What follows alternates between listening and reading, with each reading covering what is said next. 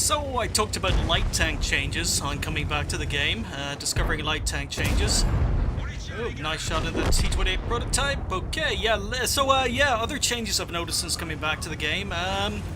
Swedish TDs. Oh, those rats. There's one. Swedish TDs. I hate those bloody things. They promote a style of play that isn't fun. Every game seems to be infested with them, although there's only one in this particular game, but, it depresses me. I really hate, bad shot there. Really hate Swedish TDs, so whenever I see a Swedish TD, I come up with a plan to basically annoy them and troll them as much as I possibly can, so that's what I'm planning to do to this guy. So Stridswagen 1030, oh you little rat. Oh you little rat, can't get a shot on you, but maybe we can do some bullying here. Oh come on. Yes. So yeah, I'm partially through my Foch grind when this game was played, but okay, no shots on the Foch, but oh you Stridswagen 103, you little rat. Complete tunnel visioned, let's do some bullying. So shot into the rear, get to his side, let's push him. Oh yes, I love bullying Swedish TDs, those bloody rats. Yes. Oh, they don't promote gameplay at all. They just sit at the back of the map on the red line. Oh, you think you can shoot me, do you? Yeah, you sit on the red line, sit at the back of the map. Yeah. Oh, you're not dead. Okay, let's fix that.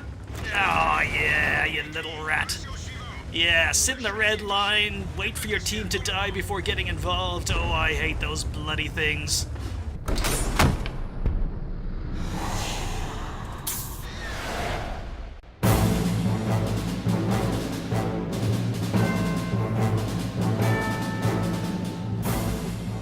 Hi folks, and welcome to the Ace Tanker for the LTG, or the Light Tank Gavalov, as maybe I think what the LTG stands for. This is the Gavalov tank, one of many tanks by Gavalov, but LTG, I think, again, I can't confirm it, but I think it's LTG because it's Light Tank Gavalov, and we're just going to get this out of the way because this is one fugly looking tank. This tank is really ugly.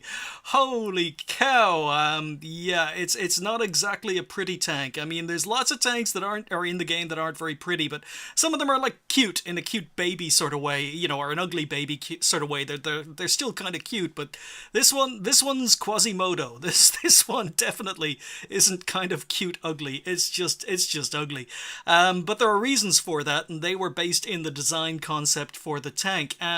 Now we might as well get into it because this is a concept tank. It never made it to prototype, and its in-game information states that it was designed by I.V. Gavalov in 1944, who was a tank designer who also designed the T-70 light tank, and that's pretty much it. But I.V. Gavalov did a lot more. He was born in 1912. And in addition to designing the T-70 light tank, he also designed the Su-85B. He also had a hand in numerous other designs, Soviet tanks during World War II. So much so that after World War II, he founded the Gavalov Design Bureau. And this company, the Gavalov Design Bureau, designed two of the most iconic Soviet vehicles of all time. One was the PT-76, the first amphibious light tank, and one that caused the Americans to have to rebuild their light tank designs from scratch, which ended up with the Sheridan. But the PT-76, world's first amphibious tank, that was designed by the Gavalov Design Bureau, and they also designed the entire BMP series of armored car and tracked vehicles. Now, the BMP series, very famous series as well. Now, Gavalov himself died in 1984, but his company were still designing military vehicles as late as 1992. In fact, I saw some designs for an SPG they had designed, and that was dated 1993, so I don't actually know if they're still around now, but it was a very successful design company from a very successful tank designer. I'd love to be able to tell you more about his involvement in World War II and what other tanks he was involved in World War II, but it's very, very hard to get information on this because most of the information that's out there about IV Gavalov is still in its original Russian. It's in a Russian PDF form, so I can't really get more information. I can't get a list of tanks anywhere that he was involved in designing, but we do know, or I do know, that he designed the T-70 and the Su-85B and was involved in others. But anyhow, the Gavalov tank, why does it look so weird? Well, in 1944, IV Gavalov wanted a light reconnaissance vehicle that could also pack a punch. Now, it needed to be small, it needed to be fast, it needed to be light, and it still needed to be able to mount and use at least a 76mm gun. Now, in order to achieve this, the turret had to be large in order to accommodate the gun, but so in order to build a small tank with a big gun, the hull needed to be rather small. So, in most tanks, the driver sits at the front of the tank, in the front of the hull, and what you can see here is there doesn't seem to be any space for the driver. Look how low and how small and how flat this hull is, and there's no viewport, there's no driver area here. There's no room for the driver at the front of the tank, and that was part of the design features. So they took the driver out of the hull and they put him in the turret.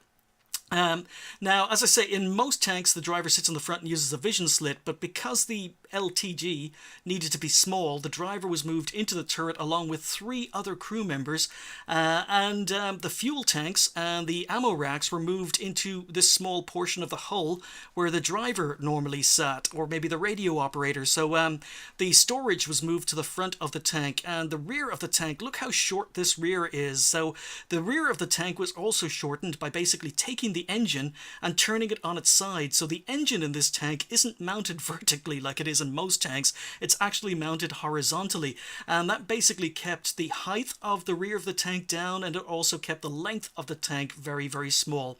So this, this was all good, but it did cause a certain problem because with the driver in the turret, the driver needs to be able to see forward. I mean, they need to be able to sit and look forward in order to be able to drive the tank. And normally, the crew in the turret turn with the turret.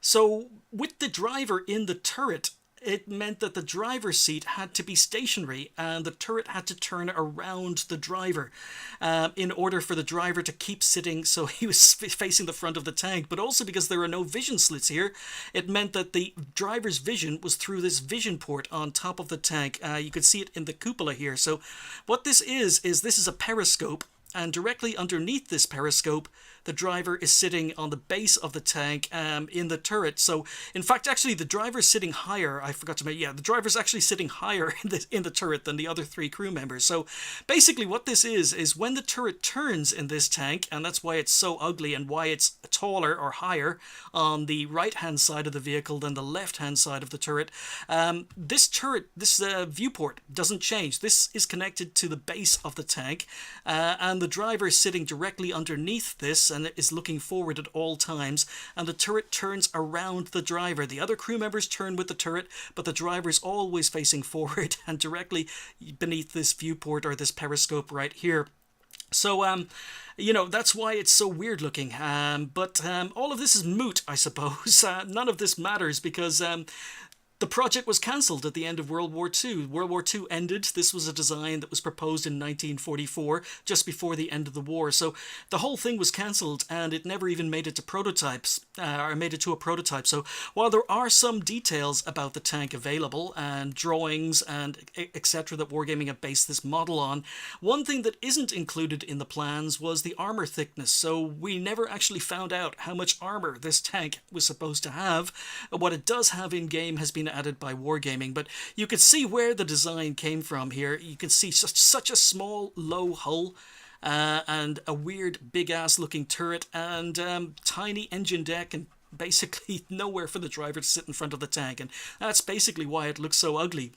Now, in-game, even though the tank was supposed to come with a 76mm, it actually comes with an 85mm. In fact, both guns, both the stock gun and the upgraded gun, are both 85mm guns. The turret armor is pretty good, as light tanks go, with 110mm of frontal turret armor and 80mm of side and rear turret armor. So the turret armor on this tank is actually pretty good for a light tank. But even though the hull is very, very small due to design concepts that I've just talked about, the hull armor is still only 40 millimeters thick. That's 40 millimeters on front, on side, and in the rear. So the hull armor, although small, is terrible on this tank. So yeah, the turret armor, you know, plenty of tanks, most tanks of its own tier, even tanks one tier lower, it's going to pen the turret, no problems. But you may bounce tanks against, or bounce against tanks that are 2 tiers lower, but 110 millimeters, still pretty good on the front. So the hull armor is terrible. The tank can reach 63 kilometers an hour. Now, in Super Test, when this tank was first announced, it could reach 73 kilometers an hour, but when the tank was released into the game, it could only reach 63 kilometers an hour.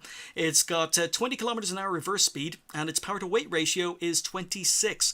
So this is a tank that can accelerate well. It's got a decent top speed. It's got a good reverse speed, so it's fast, it's mobile, and this 85mm hits hard, doing the usual medium tank damage of 180 alpha with 140 penetration, or 144 penetration. Let me see, how do we get this back? V, yes, there we go. So yeah, the gun is actually pretty good. It's pretty much the same gun as comes on the T-34, T-34-85. So 144 millimeters of penetration, 180 damage, and then you get the premium ammunition, which gets you up to 194. So this is a light tank that hits just like a medium tank. Now, it's not all good news with the gun because the accuracy and aim time aren't great. The accuracy is 0.4, which is, you know, awful. And the aim time is about 2.3 seconds, which is not great, but GPM is around 1800 with around 10 shots a minute. So GPM not great, the aim time not great, the accuracy not great, so pretty much this is definitely not a sniper. The best thing about the tank, one thing that a lot of people miss when they're talking about this tank, is its camo rating. Now, the camo rating, just like the tank was designed to be, is absolutely exceptional. This tank was designed to be stealthy. It was designed to be small. It was designed to be short, and it's not very tall. It's only 1.3 meters tall, just like it was in the original designs. Now, 1.3 meters tall makes this it makes it an E25. I mean, look at the E25 beside me. So this is an E25. It's only a fraction higher, it's only a fraction longer than the E25, and you know how good the camo rating on an E25 is, especially when it's buffed. Well, this tank is exactly the same. At only 1.3 meters high, 4 meters long, it's small, it's stealthy, and its camo rating is 34.6%. Now, 34.6% standard. Now add camo paint, add camo skills, brothers in arms, premium consumables. The camo rating on this tank, it can be absolutely insane. Absolutely insane. You know, put a camo net on this tank and use it as a passive sniper or a passive scout. The camo rating is easily as good as the E25. So, you know, this is a very, very stealthy tank that, you know, a lot of people maybe don't give it credit for. They just make fun of its looks. So anyway, it's not all good news. You know, it's got some amazing features. It's fast, it's mobile, the gun packs a punch for a light tank. It's very, very stealthy, but not all good news. Like I say, the gun handling means it's not a sniper. The hull armor's terrible, and considering that this is a light tank, the most disappointing thing about the LTG or the Gavalov tank is its view range. The view range originally in the Super Test was 390 meters, which would have made this a monster. With that camo rating and that view range, this would have been a monster, because usually the things that buff camo rating are the same things that buff your view range, things like premium consumables and brothers in arms. But no, not in this case. When it eventually made it into the game, the view range is terrible at 360 meters. So this is a light tank, a tier 7 light tank that only has 360 meters. The view range is worse than pretty much most medium tanks or even heavy tanks of the same tier.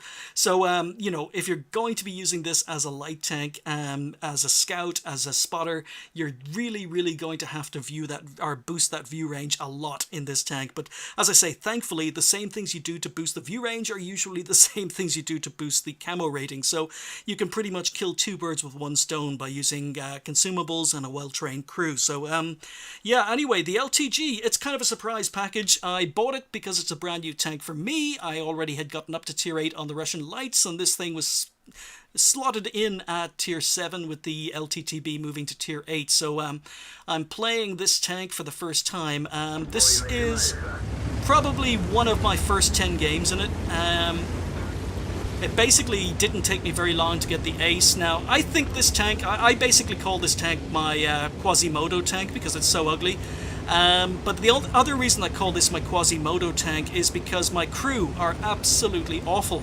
I'd already gotten to tier 8 on the Russian lights, and I didn't have a spare Russian light crew. So this is a crew that is made up of spare crew members from light tanks, from low tier light tanks that I was done with, from heavy tanks. I think one of my loaders is from one of my heavy tanks that I didn't need anymore. My commander in this tank is from accidentally tracking E25 in the open. That was my bad. I say sorry in chat, but yeah, my commander is actually an arty commander that I had to retrain. So yeah, this crew is made up of bits and pieces from other tanks, mostly low tier tanks that had spare crew members I didn't need or didn't, you know, use progressing up the ranks. But so I've got a bad crew. You know, not surprising. Most of my videos from now on, you're going to hear me say I've got a bad crew. But yeah, I've got a bad crew in this tank. I don't even have Sixth Sense. So nice shot tracking the WZ-131. He's going to have gun depression problems. Yeah, gun depression not the best on this. I think off the top of my head, I'll correct myself on screen when I check afterwards, but I think off the top of my head it's only got about 5, possibly 6 degrees of gun depression, but moved up, plenty of tanks here, and now I'm about to lose some health because, yeah, the gun handling. You see how big the reticule is there when I pop out and try and take a snapshot, so gun handling is not good. I'm just getting the feel for this tank, as I say. Yeah, I'm stupidly losing health here because the gun handling isn't there. The Panther M10 is amazing gun handling compared to this, but we sneak one in, and there's my turret armor. We managed to bounce the Panther M10. So the frontal turret armor, good, and you can see my gun depression. I'm struggling to get my gun down here. Can't get my gun down. So there we go, get another shot in. We're on the attack, we're on the move. Oh, he's killed the Stridsvagen 74, so... Oh, he bounced! No! Oh dear God, that was a disaster. Let's look at that slow motion. Yeah, so absolute disaster. As I say, I'm on 752 health, and the Stridsvagen 74 needs help. I move in. Okay, Panther M10. I'm going to slow it down. No, I'm not. Oh no. 554 ram damage. That's how light this tank is, and that's how bad the hull armor is. Yeah, I bounced my kill shot. My kill shot bounced on the Panther M10, and I've just lost all my health. Now, that was an absolute disaster. I was raging, absolutely raging at myself. Of all the shots to bounce, the kill shot bounced, and as a result, I ended up ramming the M10, and I've got no health left. This is a disaster, and I figure, okay, game over, I'm gonna have to go play again. But we continue. No. We get one shot in. Disaster, disaster. Using the Rex for Guy, gets a shot in, and now I'm down to 26 health. But get my revenge, take him out, and this is an absolute disaster. I'm on 2 kills, but I'm on 26 health because I just lost 550 health to a bloody bounce. Not happy, so... Okay, let's get on with the game. Alright, lots of hit points here, lots of heavy tanks here. I'm raging. Bloody disaster. Absolute nightmare. Okay, that would have been a snapshot had this not been the Ace Tanker. Would have been an Irish fail snapshot had I not gotten the ace. But OI is here. Now, he's not AFK because he actually moved back into that position. And I don't have Sixth Sense because my crew are bloody awful. I'm actually continuing to play this tank for its daily double to get a good crew into it, because I reckon with a good crew this tank will be awesome. But we get a nice shot into the OI, you know, and you can see the gun handling here. We're missing shots, we're bouncing shots. Get a nice burn on the OI, but he doesn't burn to death. But we're up to 1700 damage. There's a Type 64 around here somewhere, and I'm wondering, is he hiding in the bushes? Nope, there he is. He's behind the building. So OI pops out again. And I bounce on the side of an OI, and yes, it's a frustrating game. Aiming above. No, that's another bounce. Okay. Yeah, Type 64 is trying to kill me because I'm on such low health, and there's that bloody gun handling again. Yeah, so this is not a sniper. The gun is probably the most disappointing thing about it. We bounce on the OI. I finally have enough. I switch to some premium rounds, so I want the kill. And again, don't know if I'm being spotted. I know my camo rating is good, but my crew aren't. And I don't have a full camo crew in here because they're, as I say, a Quasimodo tank. Our crew made up from multiple tanks. I think some of my crew members, or at least one of my crew members, came from a tier 2. So he definitely had no crew skills. But anyway, Type 64 has moved out, and I want this Type 64 because he was trying to kill me. And aim, and that was a bad shot by me. So we can aim 10 rounds a minute, and we pick up kill number 4. But I'm still on 26 health, and the score is 9-9. It's still pretty close, but most of the enemy team are on a lot of health, a lot of heavy tanks. Try to get the IS through the wall there, but nope. Oh, he's moving, and there's that gun depression. He's on the other side of the building. I'm about to realize that. Yeah, he's on the other side of the building. Come on, realize it. Nope. Yeah, okay. Now stop being an idiot, Irish. Go. So we're getting some nice assistance damage. We're up to 1,800, 4 kills. Not that much assistance damage, though, and we're just on the move. And you can see we're doing 57 kilometers an hour. And I think with a fully trained crew in here, my commander is 100%. I think the rest of my crew are around the 95% range, 94, 95%, because I use credits to retrain them. As I say, I can't retrain for gold anymore because I'm running incredibly low on gold. Anyway, we're moving forward. E25's moved in. Nashorn appears out of nowhere, and we miss our shot in the move. So we know he's just fired. We've got about 4 or 5 seconds. Let's just move. Miss next shot in the move, and this is why this tank, it's the gun handling. It's just bloody awful. But a lot of that could be down to my crew. Someone else puts another shot into him. We can circle him because this tank is fast enough. Don't want to ram myself to death on him. And we take him out. So IS is coming for me, and we're accelerating down the hill. And even accelerating downhill, we're still struggling to get over 55, 56 kilometers an hour. So 63 kilometers an hour top speed, but I rarely see that. You can see even going downhill, we're not breaking 60 kilometers. So anyway, I know the camo rating's good on this tank. It'd be even better if I had a good crew, but I've run out of standard AP now. We have to fire premium, so we track the IS in place. And once again, because I have no sixth sense with a terrible crew, no idea whether or not I've been spotted, and just trying to use this terrible gun.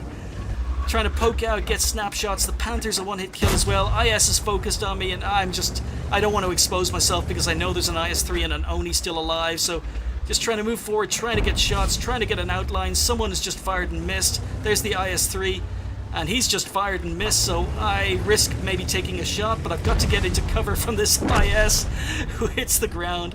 Now we're in cover from the IS-3 using the tank wreck. Panther was coming up, so I wasn't too pressed. Panther was going to get the IS eventually, so we're using premium rounds. We're just waiting for the IS-3 to poke. We shoot him through the bushes because I should have dropped off radar by then.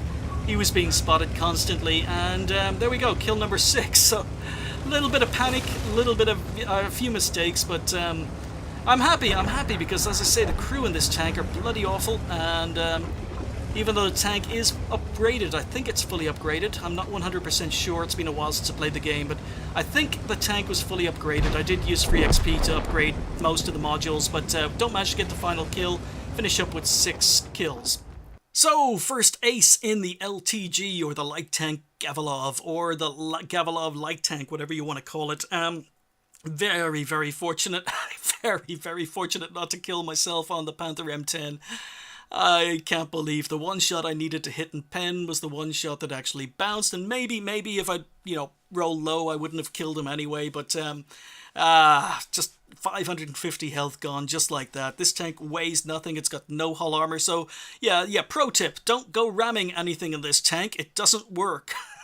And I was very lucky to get away with it. I was raging, I was very angry with myself for losing all my health during that game, and still angry with myself looking at the replay now, but it's the first ace, which means I've got to bring it to you. We also picked up the Top Gun as well as the ace. We finished top on XP with 1295, 2,298 damage done, 6 kills. And as I say, I'm still playing this tank because I want to get a good crew in this tank. I want to get a camo crew. I want to get my crew up to 100%, get their full 100% camo on it, That means I'm going to need a 2-skill crew in this tank in order to take advantage of its amazing camo rating. But the view range does suck, the gun handling does suck, but I think the turret armor is okay, and as I say, with a good crew, good camo rating, I think this tank could be quite good. So even though I don't need to play it anymore because I'm currently grinding towards the tier 10, I'm still playing it just to get my crew up. It gets its daily double. So I actually kind of like it, even though I think it's incredibly ugly. But I'm really interested to find out how it plays when, you know, everything is fully upgraded and everything on my crew are fully upgraded in the tank. But happy enough with the result. So technically I don't need to play it anymore because it doesn't lead anywhere. I already have the LTB and the T54 lightweight. But I think it's got potential. So we're going to stick with it. And maybe if I have another good ace in it when my crew are decent and I have 6 cents and, you know, things that most light tanks should have in the first place, then maybe you'll see it on the channel again. But anyway, 32 shots fired and we only hit 19. So as I say, I took a lot of snapshots which are terrible. The aim time is bad, gun handling is bad, you know, and the penetration is not the best if you're shooting higher tier tanks or tanks with armor, because 144 millimeters of penetration is going to struggle over distance. So ended up running out of standard AP, having to fire some premium rounds, but happy with the damage, even though most of our shots are about half our shots missed. 7 damage, 6 destroyed, only 145 assistance damage, which is bloody awful in a light tank. And because we ran out of standard AP and had to fire some premium, we ended up losing, or well, not making very much profit. On a standard account we would have lost. Premium account I ended up making 7,000, almost 8,000 credits, which is nothing. It was the first game of the day. As I say, I'm just giving this its first game of the day. It's ×2 every day just to try and get its crew up. Now it's aced. So yeah, happy to have aced it relatively quickly, but I wish I'd done it without making as big a mistake as I did with the Panther M10. Anyway, hope you guys enjoyed the video. Thanks for watching. I'll see you next time.